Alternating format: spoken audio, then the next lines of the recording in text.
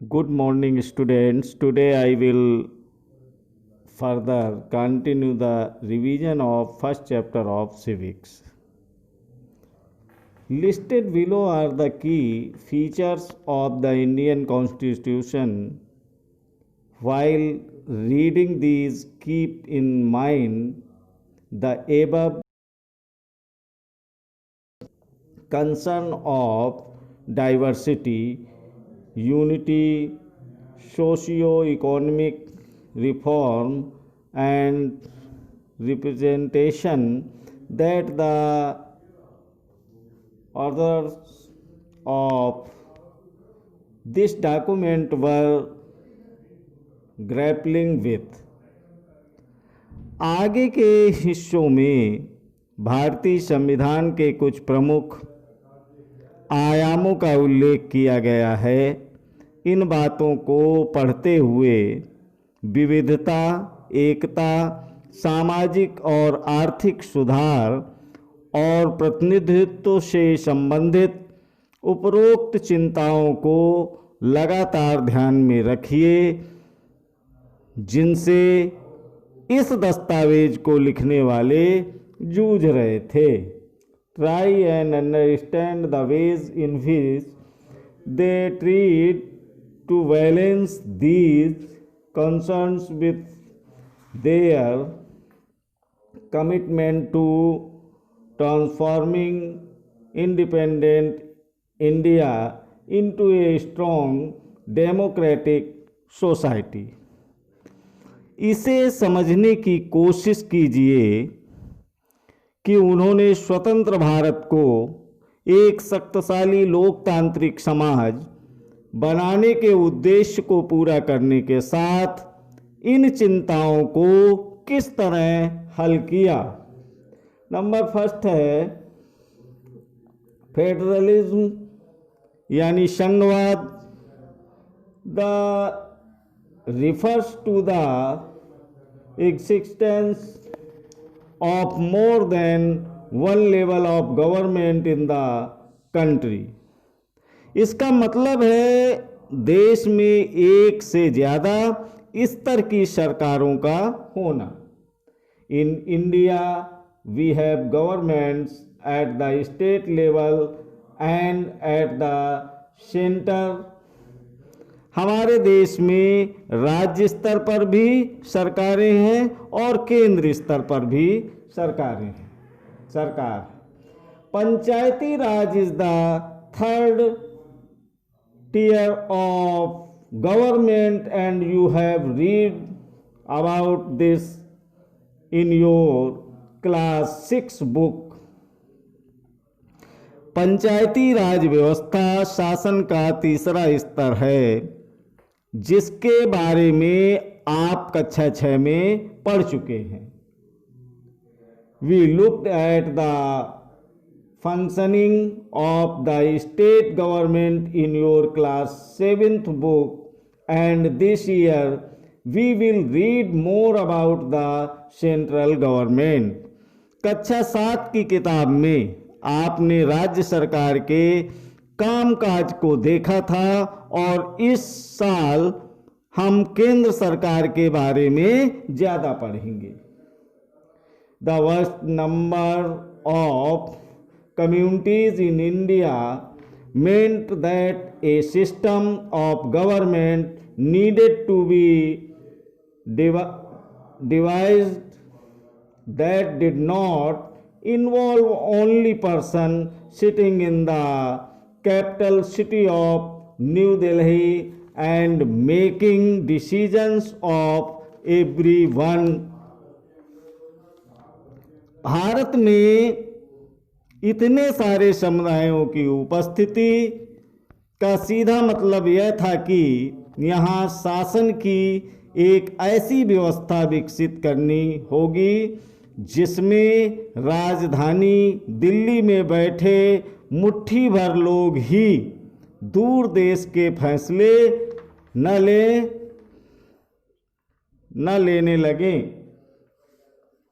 Instead, it was important to have another level of government in the states so that decisions could be made for that particular area. इसीलिए प्रांतीय स्तर पर भी सरकार की व्यवस्था की गई ताकि इलाकों के हिसाब से अलग फैसले भी लिए जा सकें. While each state in India enjoys autonomy in exercising powers on certain issues, subjects of national concern require that all of these states follow the laws of the central government. Bharat के सभी राज्यों को कुछ मुद्दों पर फैसले लेने का स्वायत्त अधिकार है और राष्ट्रीय महत्व के सवालों पर सभी राज्यों को केंद्र सरकार द्वारा बनाए गए कानूनों को मानना पड़ता है. The constitution contain list the detail the issue the each other of government can make laws on. In addition, the Constitution also specifies where each tier of government can get the money from for the work that is does. कार्य क्षेत्र की स्पष्टता के लिए संविधान में कुछ सूचियां दी गई हैं जिनमें बताया गया है कि कौन से स्तर की सरकार किन मुद्दों पर कानून बना सकती है और इसके साथ संविधान यह भी तय करता है कि प्रत्येक स्तर की सरकार अपने कार्यों के लिए पैसे का इंतजाम कहां से कर सकती है. अंदर federalism, the state are not morally agent of the federal government but draw their authority from the constitution as well. All persons in India are governed by laws and policies made by each of these levels of government. संघवाद के अंतर्गत राज्य केवल केंद्रीय सरकार के प्रतिनिधि नहीं होते, उन्हें भी संविधान से ही अपनी ताकत और अधिकार मिलते हैं. भारत के सभी लोग इन सभी स्तरों की सरकारों द्वारा बनाए गए कानूनों और नीतियों के अंतर्गत आते हैं. नंबर सेकेंड है पार्लियामेंट्री फॉर्म ऑफ गवर्नमेंट. संसदीय शासन पद्धति. The different tiers of government that you just read about consist of representatives who are elected by the people. सरकार के सभी स्तरों पर प्रतिनिधियों का चुनाव लोग खुद करते हैं. Your class 7 book began with the story of Kanta, who was standing in line to vote during an election. कक्षा 7 की किताब के शुरू में कांता की कहानी दी गई थी जो वोट डालने के लिए कतार में खड़ी है. The Constitution of India guarantees universal adult suffrage for all citizens. Bharat का संविधान अपने सभी वयस्क नागरिकों को वोट डालने का अधिकार देता है. When they were making the Constitution, the members of the Constituent Assembly left that the freedom struggle had prepared the masses for universal adult suffrage and that this would help encourage a democratic mindset and break the clutches of traditional caste, class, and gender hierarchies. संविधान सभा के सदस्य जब संविधान की रचना कर रहे थे तो उन्हें लगा कि स्वतंत्रता संघर्ष ने भारतीय जनता को वयस्क मताधिकार का प्रयोग करने के योग्य बना दिया है। उन्हें विश्वास था कि इससे न केवल लोकतांत्रिक सोच व तौर तरीकों को प्रोत्साहन मिलेगा बल्कि जाति, वर्ग और औरत मर्द के फर्क पर आधारित ऊंच नीच की बेड़ियों को भी तोड़ा जा सकता है। This means that the people of India have a direct role in electing their representatives.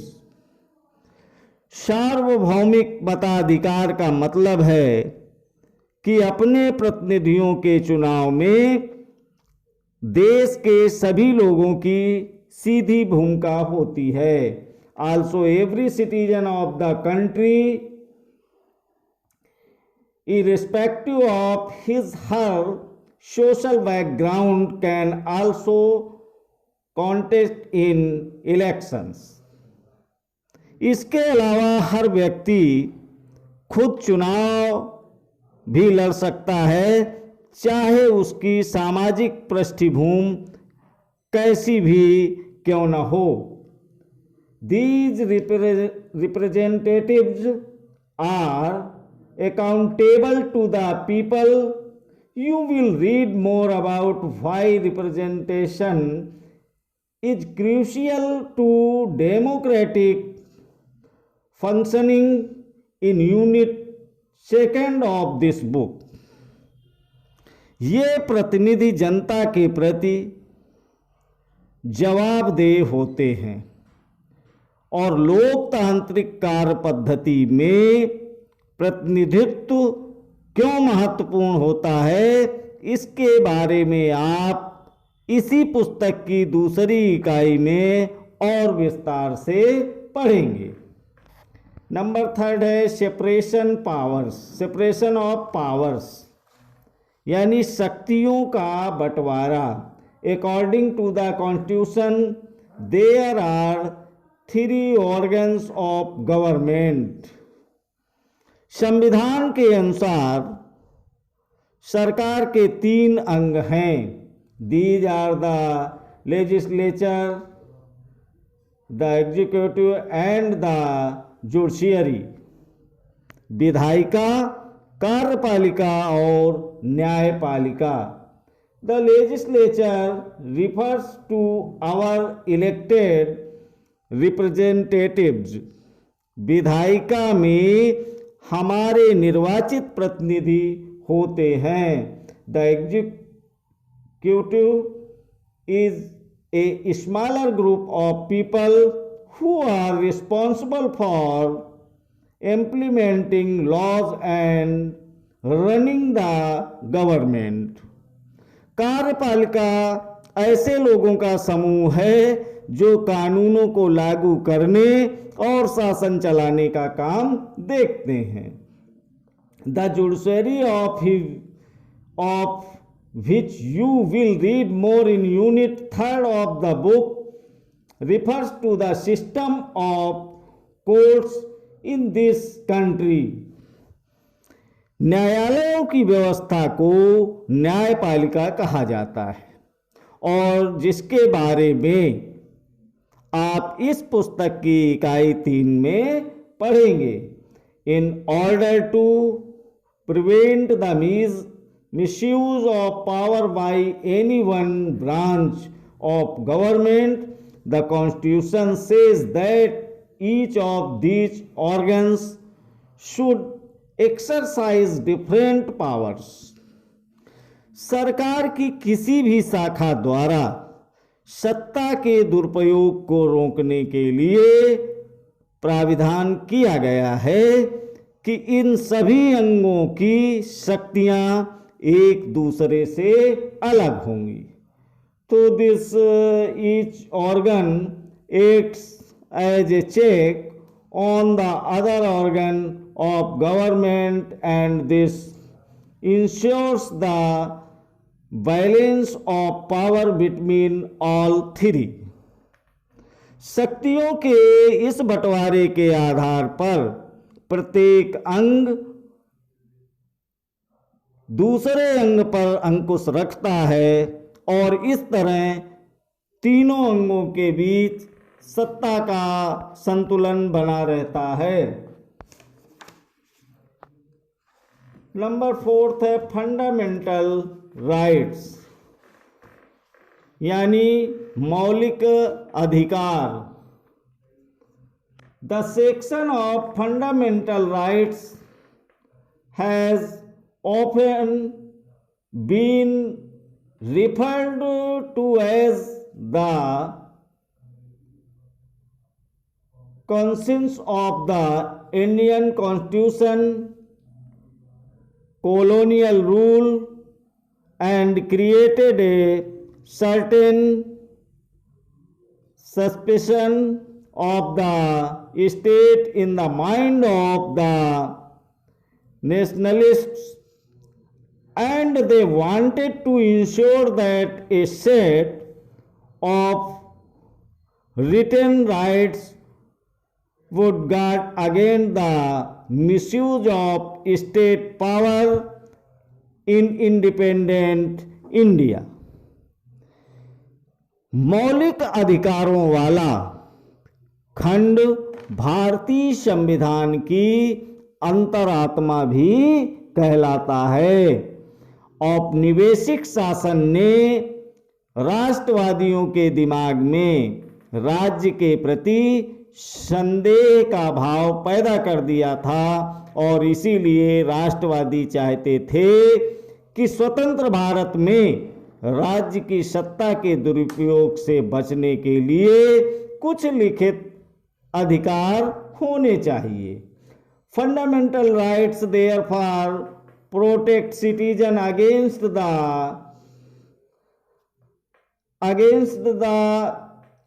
arbitrary and absolute exercise of power by the state. The Constitution thus guarantees the rights of individuals against the state as well and against other individuals. लिहाजा मौलिक अधिकार देश के सभी नागरिकों को राज्य की सत्ता के मनमाने और निरंकुश इस्तेमाल से बचाते हैं. इस तरह संविधान राज्य और अन्य व्यक्तियों के समक्ष व्यक्तियों के अधिकारों की रक्षा करता है. Moreover, the various minority communities also expressed the need for the Constitution to include rights that would protect their groups. विभिन्न अल्पसंख्यक समुदाय भी चाहते थे कि संविधान में ऐसे अधिकारों को शामिल किया जाए जो उनके समूह की रक्षा कर सकें. The constitution therefore also guarantees the rights of minorities against the majority. फलस्वरूप बहुसंख्यकों से अल्पसंख्यकों के अधिकारों की रक्षा का आश्वासन भी संविधान में दिया गया है. As doctor Ambedkar has said about these fundamental rights, their object is twofold. इन मौलिक अधिकारों के बारे में डॉक्टर अंबेडकर ने कहा था कि इनका दोहरा उद्देश्य है। The first objective is that every citizen must be in a position to claim those rights। पहला, हर एक नागरिक ऐसी स्थिति में हो कि वह उन अधिकारों के लिए दावेदारी कर सके। And secondly, these rights must be binding upon every authority that has got the power to make laws। और दूसरा, ये अधिकार हर उस सत्ता और संस्था के लिए बाध्यकारी हो जिसे कानून बनाने का अधिकार दिया गया है। In addition to fundamental rights, the Constitution also has a section called Directive Principles of State Policy। मौलिक अधिकारों के अलावा हमारे संविधान में एक खंड नीति निर्देशक तत्वों का भी है। This section was designed by the members of the constituent assembly to ensure greater social and economic reforms and to serve as a guide to the independent Indian state to institute laws and policies that help reduce the poverty of the masses।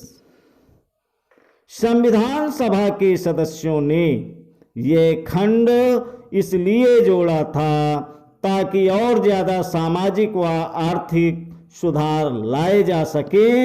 वे चाहते थे कि स्वतंत्र भारतीय राज्य सत्ता की गरीबी दूर करने वाले कानून और नीतियां बनाते हुए इन सिद्धांतों को मार्गदर्शक के रूप में हमेशा अपने सामने रखें। Thank you.